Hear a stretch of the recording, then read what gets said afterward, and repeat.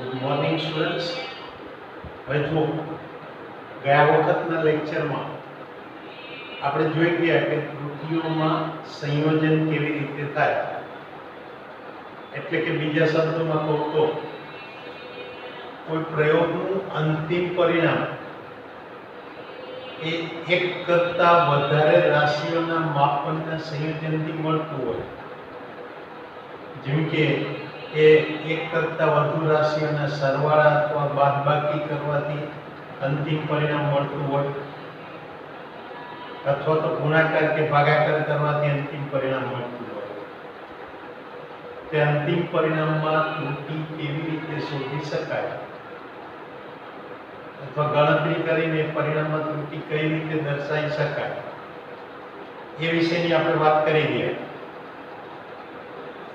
કે એમાં પહેલી એક વસ્તુ આપણે શું કહ્યું હતું કે જો કોઈ અંતિમ પરિણામ એક કરતા વધારે અવલોકનોના સરવાળા કે બાદબાકીથી મળતું હોય તો અંતિમ પરિણામની નિરપેક્ષ ત્રુટી એ અવલોકનોની નિરપેક્ષ ત્રુટીઓના સરવાળા જેટલી હોય. એમ જો પરિણામે એક કરતા વધુ અવલોકનોના ગુણાકાર કે ભાગાકાર વડે મળતું હોય તો અંતિમ પરિણામની સાપેક્ષ ત્રુટી એ અવલોકનોની સાપેક્ષ ત્રુટીઓના સરવાળા જેટલી હોય. એ ઉપરાંત આપણે ઘાતાંક વાળા પદોમાં જોઈ ગયા કે જો કોઈ સૂત્રમાં કોઈ રાશિનો ઘાત એક કરતા વધુ હોય તેનો જે ઘાતાંક હોય એટલી વખત એને કારણે ત્રુટી ઉમેરાય. પરિણામે મારે અંતિમ પરિણામમાં ચોકસાઈ લાવવા માટે જે ભૌતિક રાશિનો ઘાતાંક વધારે હોય એ રાશિનું માપન વધારે ચોકસાઈથી કરવું પડે. એટલે આ રીતે આ ત્રુટીઓના સંયોજનની વાત. હવે એ પ્રયોગો કર્યા પછી અંતિમ પરિણામ દર્શાવવા માટે આપણે એને સાર્થક અંકની દ્રષ્ટિએ દર્શાવીશું. પણ એ સાર્થક અંક એટલે શું છે એ વસ્તુ જોઈએ. તો માની લો કે મારી પાસે કોઈ એક વસ્તુ છે. હવે કોઈ એક પદાર્થ અથવા તો એની લંબાઈના માપન લો.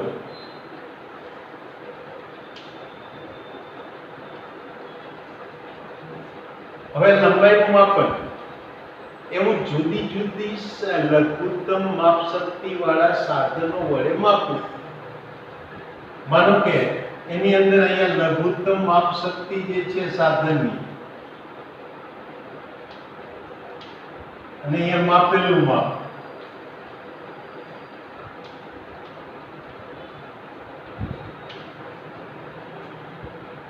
તો જો લઘુત્તમ માપ અહીંયા આગળ માનો કે આ 0.1 સેન્ટીમીટર હોય તો એ જે માપ છે એ માની લો કે મેં 7.4 સેન્ટીમીટર માપેલું છે. આના બદલે જો અહીંયા લઘુત્તમ માપ 0.01 સેન્ટીમીટર હોય તો એને મને જે માપ મળે છે એ 7.42 સેન્ટીમીટર મળે. તે રીતે જે અહીંયા લઘુત્તમ માપ 0.01 સેન્ટીમીટર હોય તો આ માપ માની લો કે મને 7.423 સેન્ટીમીટર મળ્યું હોય. તો હવે જુઓ કે અહીંયા આગળ આ માપ હું લઉં છું તો આ દરેક અવલોકનની અંદર આ જે મેં અવલોકન દર્શાવતી સંખ્યાઓ છે એ સંખ્યાઓની અંદર મને કંઈક એની અંદર અર્થ મળે, જોવા મળે. દાખલા તરીકે જ્યારે હું અહીંયા આગળ 7.4 સેન્ટીમીટર લખું, વધારે ચોકસાઈથી માપ્યું તો 7.42 એટલે કે 7.42 સેન્ટીમીટર થઈ ગયું. એનો અર્થ એ કે પહેલી વખત હું મારી એ જે અવલોકન છે એ 7.4 કરતા કંઈક વધારે છે. કેટલું વધુ છે એ આપણને ખબર નથી, એટલે અહીંયા 7 ત્યાં સુધી તો કોઈ આપણી માટે શંકા નથી કે 7 તો છે, એ 0.4 કરતા કંઈક વધુ અથવા થોડું ઓછું પણ હોઈ શકે. તો એ જે માપ છે એ 7.4 ની અંદર 7 એ ચોક્કસ સંખ્યા છે, પણ 4 જે છે એ અંક આપણી પાસે અચોક્કસ છે. એ 4 કરતા કંઈક એટલે 0.4 કરતા કંઈક વધુ પણ હોઈ શકે, પણ છતાં એનો અર્થ છે કે હું આને 0.4 લખું એટલે એનો અર્થ એ થાય કે એ જે અવલોકન છે એ એવા સાધન વડે લીધેલું છે કે જેની લઘુત્તમ માપ શક્તિ 0.1 સેન્ટીમીટર હતી. તો ત્યાં આગળ 7 એ ચોક્કસ અંક થયો, 4 એ અચોક્કસ છે, પણ એને કંઈક અર્થ છે એટલે અર્થપૂર્ણ છે. ચાલો એવું જ અહીંયા આગળ બીજા અવલોકનમાં વિચારો તો ત્યાં 7.42 છે, એટલે એનો અર્થ એ કે આ અવલોકન એ 7.4 કરતા કંઈક વધારે અને 7.42 એટલે 7.4 કરતા વધુ છે. હવે અહીંયા આગળ 0.4 સુધી તમારી પાસે ચોકસાઈ છે, એટલે કે બીજી સંખ્યાની અંદર જો તો 7 અને 4 એ બંને ચોક્કસ અંકો છે.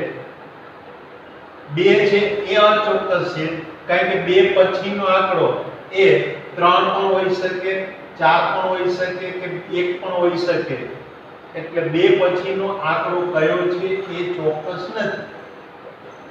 કારણ કે આ જે અવલોકન છે એ 0.01 સેન્ટીમીટરની ચોકસાઈથી માપ આપે એવા સાધન વડે લીધું છે.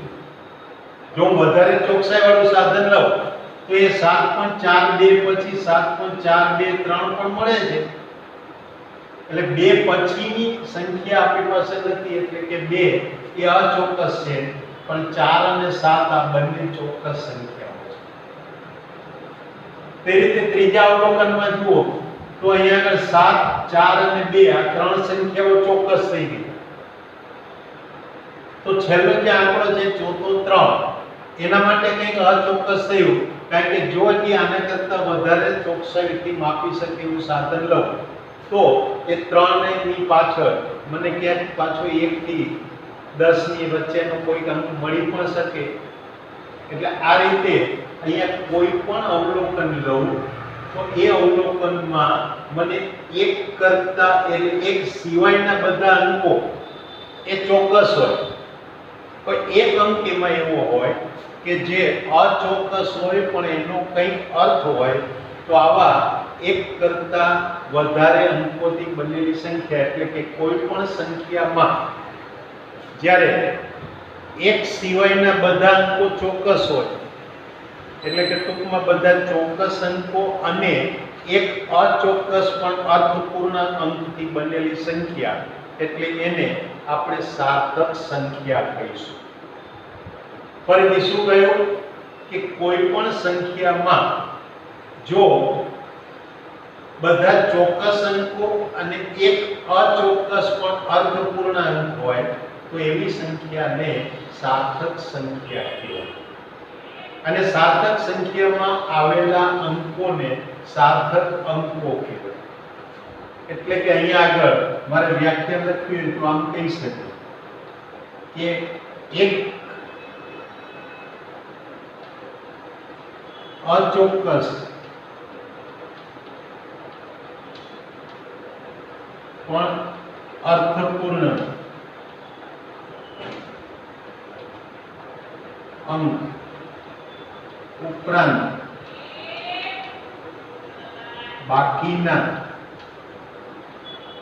બધા ચોક્કસ અંકો ધરાવતી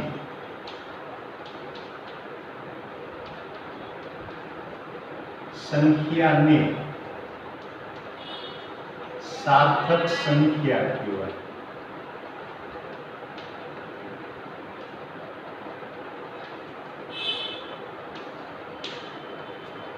એટલે અહીંયા આગળ તમે જુઓ તો 7.4 એ પણ સાર્થક સંખ્યા છે, કારણ કે એમાં 7 એ ચોક્કસ છે અને 0.4 એ અચોક્કસ પણ અર્થપૂર્ણ છે. એમ 7.42 પણ સાર્થક સંખ્યા છે, 7.423 એ પણ સાર્થક સંખ્યા છે. કે દરેકમાં તમે જોઈ શકો કે છેલ્લા એક અંકમાં કંઈક અચોકસાઈ છે પણ એ અર્થપૂર્ણ છે. એટલે કે પહેલી સંખ્યામાં 4, બીજામાં 2, ત્રીજામાં 3 એ અચોક્કસ છે, એના વિશે આપણે ચોક્કસ નથી, પણ એનો કંઈક અર્થ છે, માટે આ બધી સંખ્યાને સાર્થક સંખ્યા કહેવાય. અને એ સાર્થક સંખ્યાના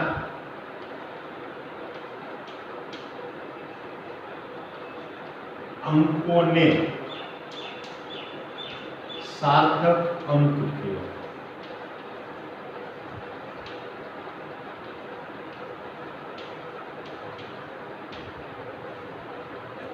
તો અહીંયા આગળ જોઈએ તો અહીંયા પહેલા ઉદાહરણની અંદર સાર્થક અંક આપણને કેટલા મળે? 2. 7 અને 4 એમ 2 સાર્થક અંકો થયા. તો બીજા ઉદાહરણમાં એ 7, 4 અને 2 એટલે 3 સાર્થક અંકો થાય. તો ત્રીજા ઉદાહરણની અંદર 7, 4, 2 અને 3 એમ 4 સાર્થક અંકો થાય. એટલે આ રીતે અહીંયા આ સાર્થક અંકો આપણી પાસે મળે. એટલે કે હું આમ કહી શકું કે ઉદાહરણ તરીકે 7.4 માં 7 અને 4 2 સાર્થક અંક છે.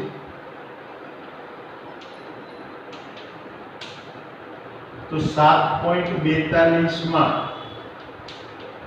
7, 4 અને 2 3 સાર્થક અંક છે.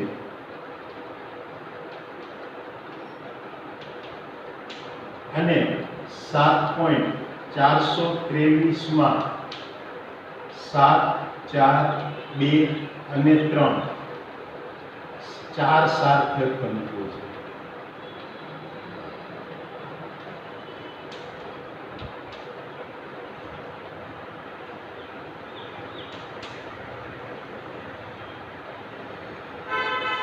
એટલે આ સાર્થક અંક માટેની વાત થઈ.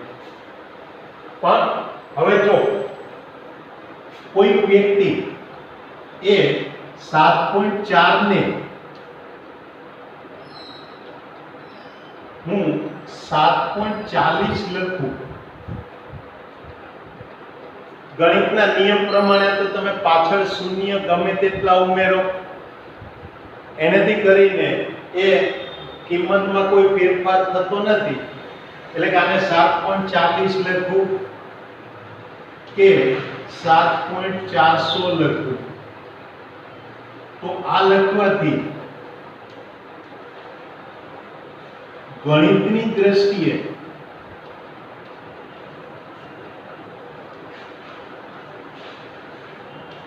અર્થ બદલાતો નથી.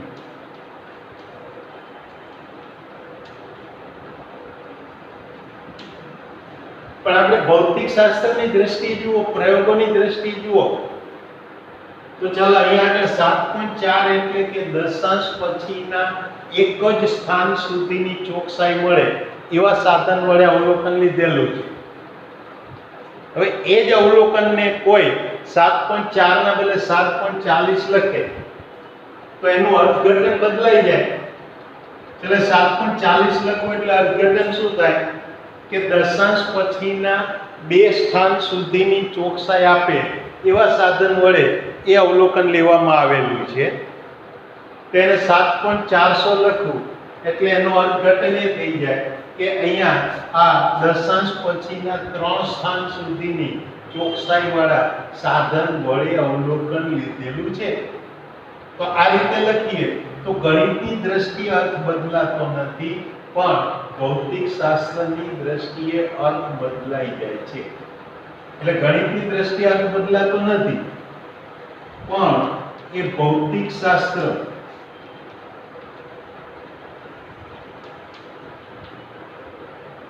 એની દ્રષ્ટિએ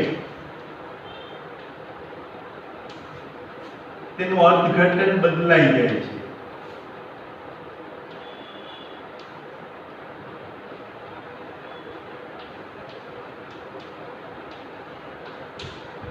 માટે ભૌતિક શાસ્ત્રમાં જો આપણે અહીંયા આગળ દશાંશ પછીના એક જ સ્થાન સુધીની ચોકસાઈ લીધી હોય તો પછીના કોઈ ઝીરો લખી શકાય નહીં.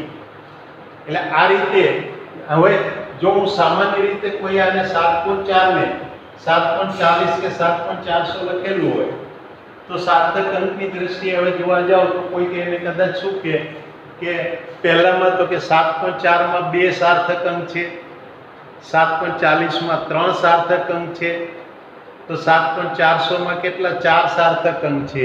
આવું અનુમાન કરી શકે.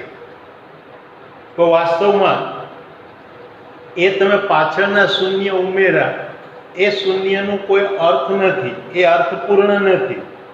પરિણામે પાછળના એ શૂન્યોને તમે સાર્થક અંક ગણી શકો નહીં. હા, જો તમે 7.40 એ 0.01 સેન્ટીમીટરની ચોકસાઈથી માપી શકે એવા સાધન વડે અવલોકન લીધું હોય અને 7.40 મળ્યું હોય તો એ 4 અને 0 પણ સાર્થક અંક ગણાય. એટલે આ રીતે આ જે સંખ્યા છે એમાં સાર્થક અંક કેટલા છે એ નક્કી કરવા માટે આપણી પાસે કંઈક એની નિયંત્રણ અથવા તો નિયમો હોવા જોઈએ. તો હવે જોઈએ કે કોઈ પણ આપેલી સંખ્યામાં મારે સાર્થક અંક નક્કી કરવા હોય તો કેવી રીતે કરી શકાય. એટલે કે સાર્થક અંક આનો અર્થ એ કે સાર્થક સંખ્યામાં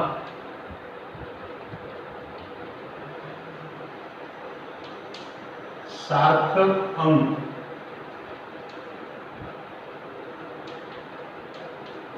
એ નક્કી કરવાના નિયમો.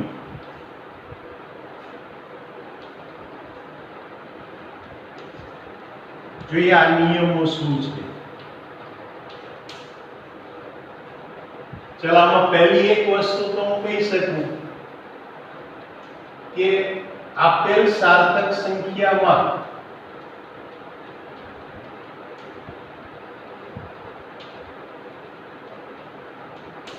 શૂન્ય સિવાયના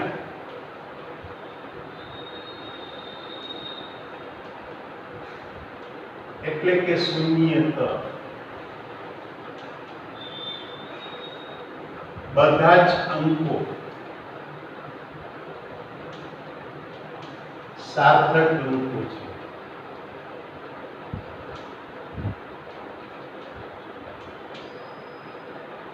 એટલે પહેલી એક વસ્તુ કે અહીંયા આગળ શૂન્ય સિવાયના તો બધા સાર્થક છે.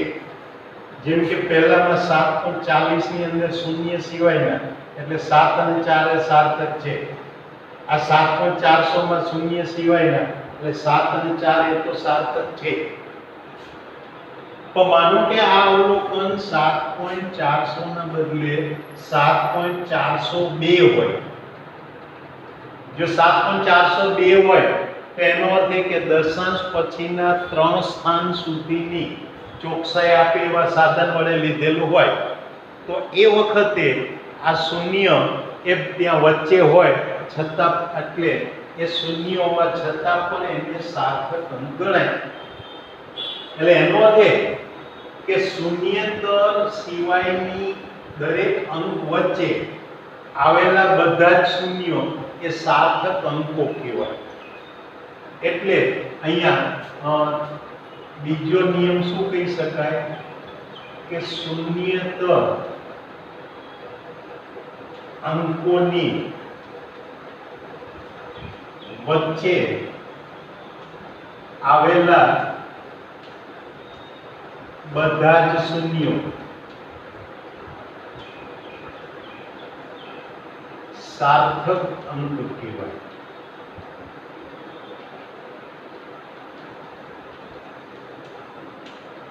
દાખલા તરીકે અહીંયા જો તો આ 5.605 તો આમાં આ શૂન્યને સાર્થક અંક છે.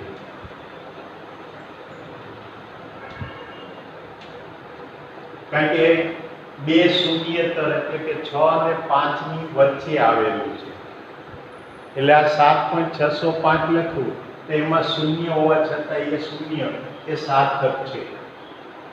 ત્યાર પછી જોઈએ તો સંખ્યા જ્યારે એક કરતા મોટી હોય પણ એમાં દશાંશ ચિહ્ન આવેલું ના હોય તો દશાંશ ચિહ્ન પહેલાની સંખ્યામાં શૂન્યતર સંકોચ પછી આવતા શૂન્યોને સાર્થક ગણાય નહીં. એટલે કે અહીંયા ત્રીજો નિયમ આમ કહી શકાય કે દશાંશ ચિહ્ન ન ધરાવતી સંખ્યામાં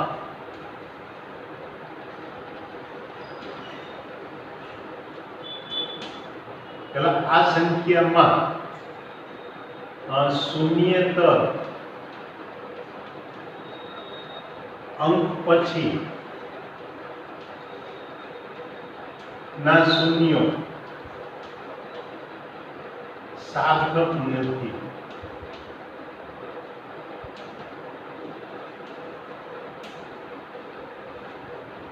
જો દાખલા તરીકે હું આમ કહું કે આ અહીંયા આપણી પાસે 7.2 મીટર છે, ચલો એને હું સેન્ટીમીટરમાં લખું તો 720 સેન્ટીમીટર થાય.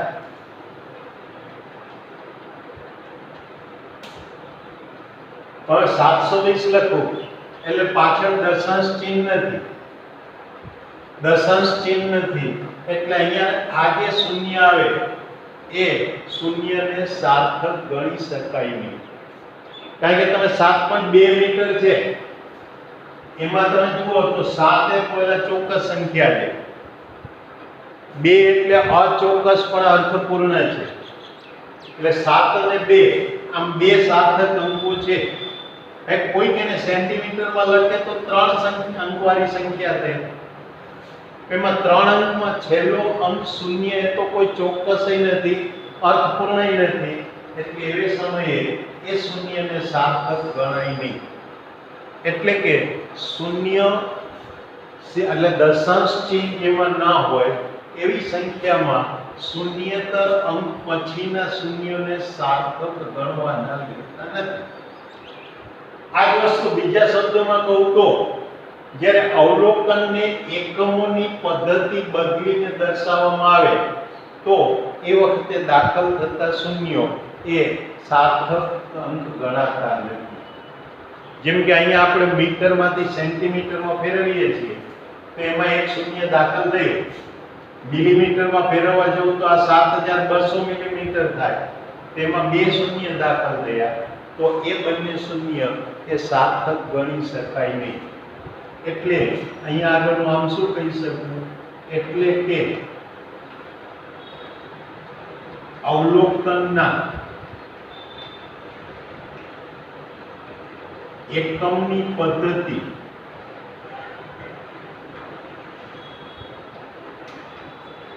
બદલવાથી દાખલ થતા શૂન્યો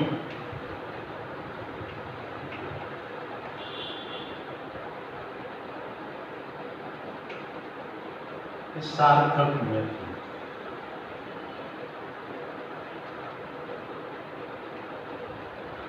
એ જ રીતે તમે 7.2 મીટરને કિલોમીટરમાં લખવા જાઓ તો 0.0072 કિલોમીટર થાય, તો એમાં જે બે ઝીરો દાખલ થયા એ સાર્થક ના ગણાય. એટલે આ રીતે આ સાર્થક છે કે નહીં એ શૂન્યને ક્યારે સાર્થક ગણવું ક્યારે ન ગણવું એ આપણા માટે એક નિયમો યાદ રાખવા જેવા છે.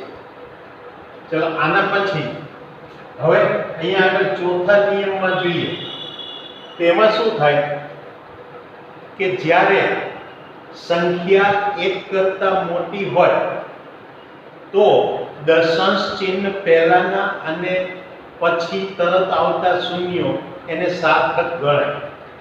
એટલે કે જો સાર્થક સંખ્યા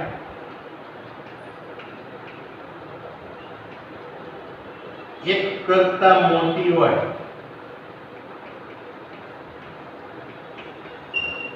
તો એ દશાંશ ચિહ્ન પહેલા અને પછી અશૂન્ય સંખ્યા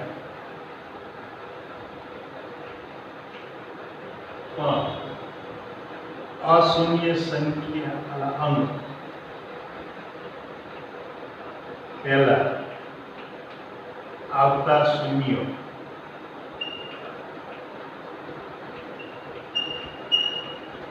સાર્થક છે, ઠીક છે.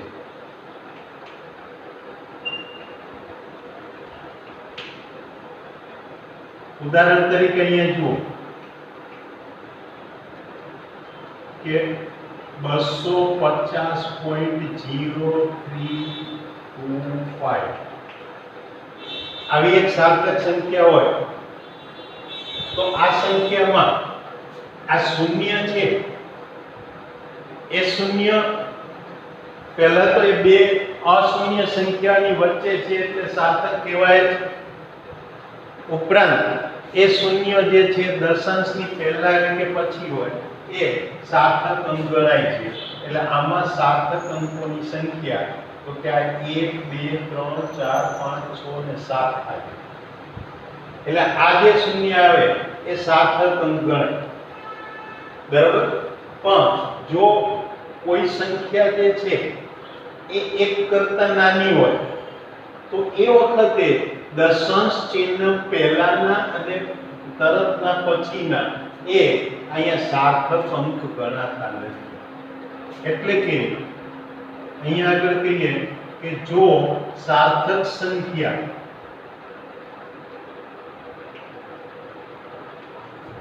એક કરતા નાની હોય તો દશાંશ ચિહ્ન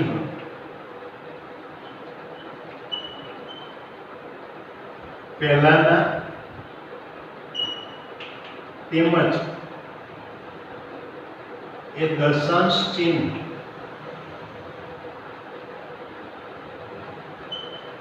અને અશૂન્ય અંક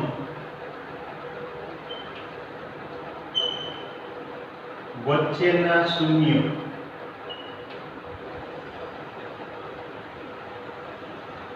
સાર્થક અંક નથી.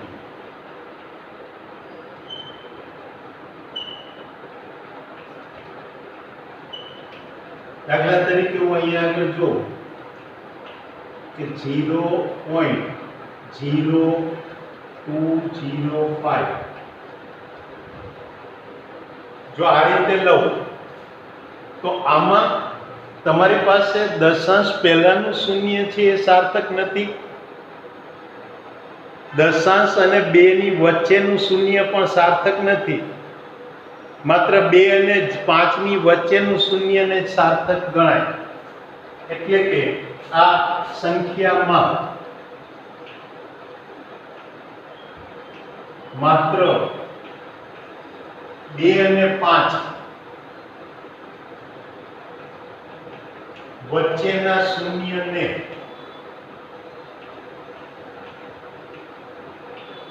સાર્થક અંક ગણાય.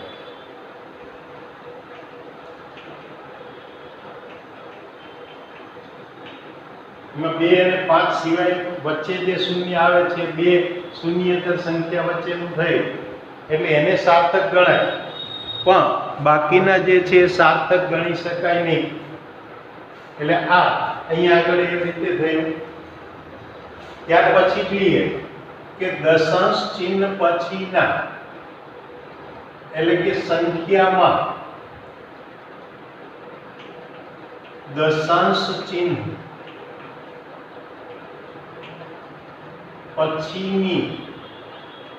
પછીના અશૂન્ય અંકો પછી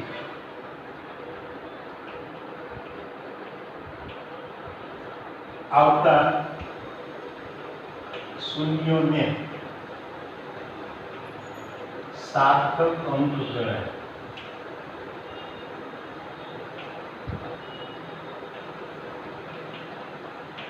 દાખલા તરીકે આપણી પાસે આ રીતે હોય કે 5.270, તો આમાં દશાંશ પછીના અશૂન્ય અંક એટલે 2 અને 7, તો 2 અને 7 પછી આવતો 0 એ સાર્થક કહેવાય. સામાન્ય રીતે આપણે પહેલા કહ્યું હતું કે ભાઈ જો અહીંયા આગળ દશાંશ ચિહ્ન પહેલા ધરાવતું ના હોય તો એ શૂન્ય ને સાર્થક ના ગણાય. એટલે આપણા આ ત્રીજા નિયમની અંદર આપણે જોયું કે 7 અને 2 ની પાછળ 0 આવે તો 0 ને સાર્થક ગણી શકાય નહીં. પણ આ પ્રકારનું જ્યારે અવલોકન હોય ત્યારે 5.270 માં 0 ભલે આ છેડે છે તો પણ એ શૂન્યને સાર્થક ગણાય. એટલે આ સંખ્યામાં શૂન્યને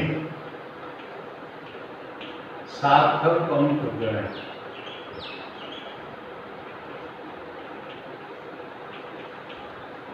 એટલે આ પ્રકારે આપણે કંઈક અહીંયા સાર્થક અંકો નક્કી કરવાની કંઈક પદ્ધતિ, એના કંઈક નિયમોનું પાલન કરવું પડે. સામાન્ય રીતે આપણે શું કરવાનું કે કોઈ પણ સંખ્યાને વૈજ્ઞાનિક પદ્ધતિથી લખી નાખવાની, એટલે સાર્થક અંક નક્કી કરવામાં ગૂંચવાડો ન થાય. એટલે કે સામાન્ય રીતે આપેલ સંખ્યાને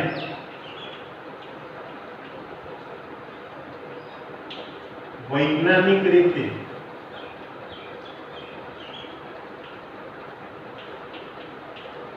દર્શાવવી તો સાર્થક અંક સહેલાઈથી નક્કી થાય.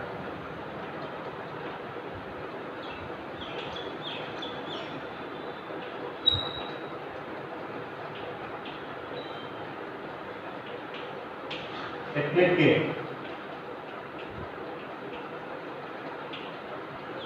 સંખ્યા x હોય તેની x ને x બરાબર a ઇનટુ 10⁻b વડે દર્શાવાય. તો તેમાં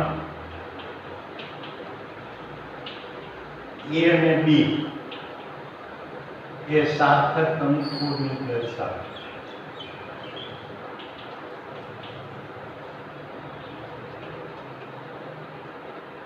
એટલે b એ ઘાતના સ્વરૂપમાં દર્શાવ્યું એટલે સાર્થક અંકો કેટલા છે એ જોઈ શકાય. બરાબર? એટલે આ રીતે, એટલે કે હું અહીંયા આમ કહી શકું કે આ 5, 2, 7, 4.2, 0 આ રીતે હોય તો એને આપણે આ રીતે દર્શાવવાની 5.3 10⁻2 1, 2, 3 એટલે 10⁻3 વડે દર્શાવવાનું. અને પછી સાર્થક અંકો નક્કી કરો. એટલે આ કોઈ પણ સંખ્યામાં સાર્થક અંક કેટલા છે એ નક્કી કરવાના આપણા કંઈક નિયમો થયા. હવે આવતી વખતના લેક્ચરમાં આપણે જોઈશું કે આ સાર્થક અંકોમાં જો આવી સાર્થક સંખ્યાવાળા અવલોકનોના સરવાળા, બાદબાકી કે ગુણાકાર, ભાગાકાર થતા હોય તો અંતિમ પરિણામને સાર્થક અંક સાથે કેવી રીતે દર્શાવવું એ આપણે આવતી વખતના લેક્ચરમાં જોઈશું. ત્યાં સુધી રજા લઈએ. આવજો. Good bye.